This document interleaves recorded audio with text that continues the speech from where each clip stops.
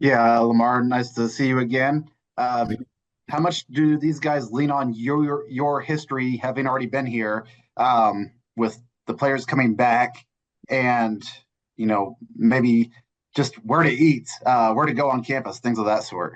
I'm assuming you're referring to the coaching staff. Yes. Um, uh, I'll get a question or two a day. When everyone first got here, they'd ask me, more, but they've slowly gotten acclimated. Um, so I get that from time to time, just the familiarity with the players who are returning, and then just with, just the, um, you know, campus, Indiana, just the general landscape.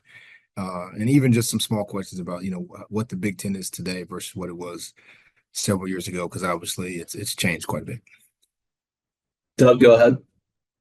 Yeah, Lamar, just can you talk a little bit about the process of deciding to come back and the conversations that you had with Barry that led to your return? Yeah, I mean, honestly, it wasn't real hard for me. My personal goal was to be here, you know.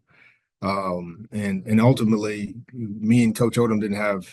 It really wasn't a whole lot to say. He wanted to get to know me a little bit, and I told him what my preference was and what this place meant to me. There it is. Apologize. um, what this place meant to me, and how I think I could um, help and impact the change that's needed.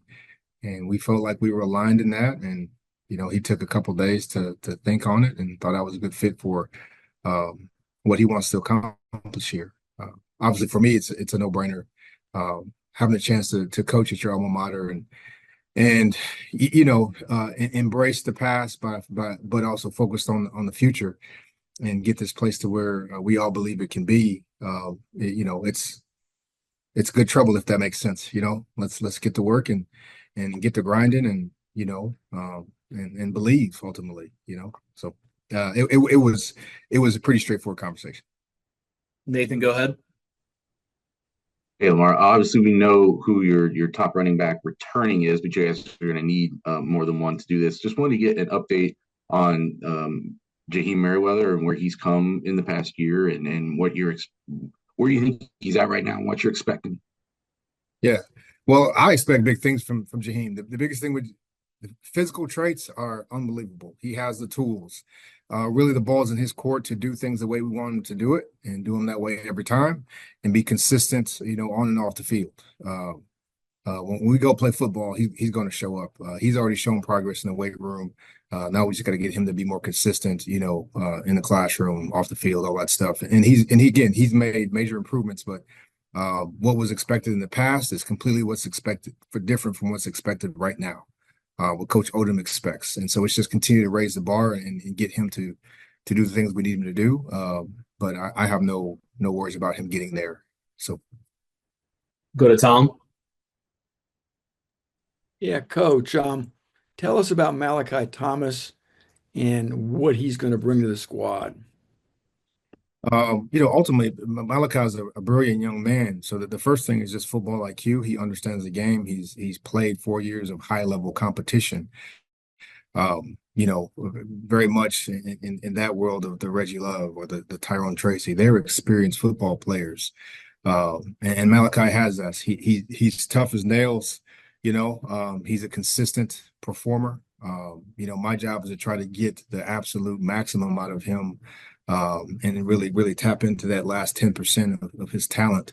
And I think he has that in him. I've already got to spend quite a bit of time with him, particularly in the classroom and just talking football, just general football, and the things that we think can help him get better, and just some of the things that my approach in terms of everyday discipline and toughness and, hey man, you got to do the hard stuff. You play tailback in the Big Ten, you got to do hard stuff. You got to take the 2 to 3 yard gain and it'll eventually turn into 5 or 6 or 10. So, and then you're just maturity. I think that he came here with the thought that he has room to improve and he can impact this team and he can impact this offense.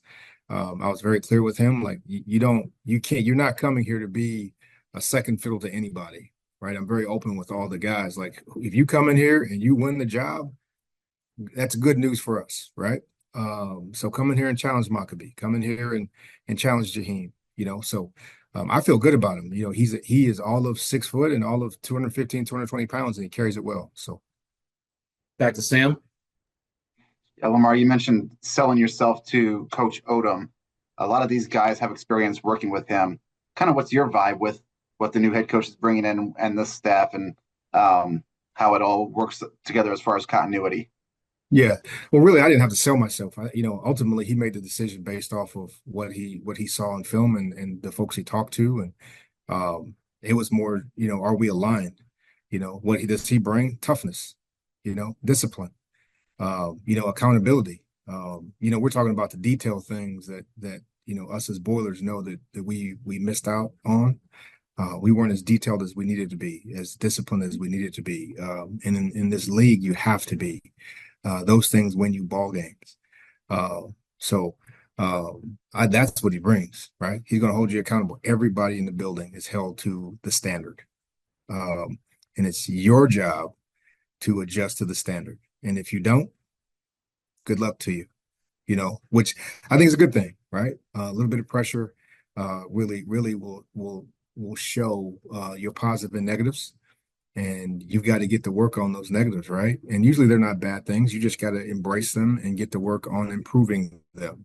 And then obviously the things that you do well, just keep on getting better. So it's a good change, right? But it's toughness. He's a tough cookie. He expects a lot, and particularly the discipline and accountability standpoint. I think that's a good thing for us. I want to ask you, people have asked about other individual running backs, but with Mock specifically, loyalty goes a long way, especially in today's world where he probably could have gone somewhere and it could have financially benefited him.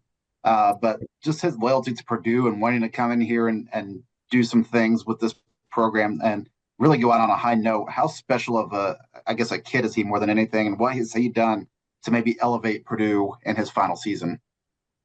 I mean, he wants the baton, right? He wants to finish the race, be the anchor. He loves this place. I think we all know. Again, we all know this as Purdue fans and loyal Purdue people. He just believes in football in the more traditional way. Like he didn't go to college to go pat his pockets, so to speak. He came here to get an education. The kids get an engineering degree. He understands the impact that will have on him for the next 40, 50 years of his life. Did he want to be compensated? Yes. And he got compensated fairly. But the most important thing for him was to lead Purdue football into the next phase of its future. And are those kids harder to come by today? Yes. Harder to come by and your star players? Yes. But his focus has always been in the right place. Like he loves this place, right? It's more than just football. And you need those guys in order to be able to change the culture. Set the example, set the bar for what Purdue can be, and that's ultimately is the goal. He's just a great kid. He was raised right by his parents. He wants to be coached, and he felt like that Purdue, and obviously my relationship to him gives him the best opportunity to have a chance to play in the National Football League versus going and starting from scratch again. With a new coach, new head coach, new position coach, new system. As many things that he could control, he chose to control. And, he's in a really good place right now. So I'm happy he's here.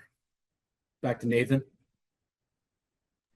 I just want to follow up on the answer you gave me earlier, and I guess it's kind of a follow-up to what you said to Sam, too. I'm just curious, what are some specific ways where you feel like Barry has raised expectations in those ways that you were talking about, as far as I guess just how guys are operating day to day? Yeah, well, I don't want to go into like the past, like, hey, previous staff versus this staff, but Barry just has a very simple mantra. I'm going to hold you accountable for everything you do every day. Do your job, right? And that can scare people, like especially today. Kids can leave, right? But right now, he's trying to get the culture the way he wants it. And the standard is the standard. And if we adjust the standard from day to day, like, hey, the expectation is you go to class every single day. You turn in your work every day, right? You're responsible for that. There's no miss. You're choosing to miss, right? You're just setting the standard. And, that's his approach. which I totally respect, right? I get it.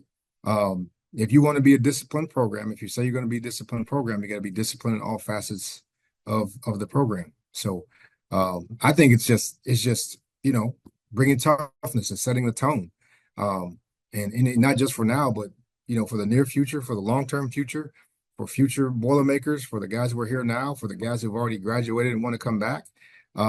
That there is an expectation here to do what you're supposed to do when you're supposed to do it, and do it that way every time, full stop. So it's when you come off the season we came off of, and it appears that there's a lot of things that get fixed, the first thing that you got to put your foot down on is, hey, let's be accountable to each other and get things done the right way, and that's pretty straightforward answer.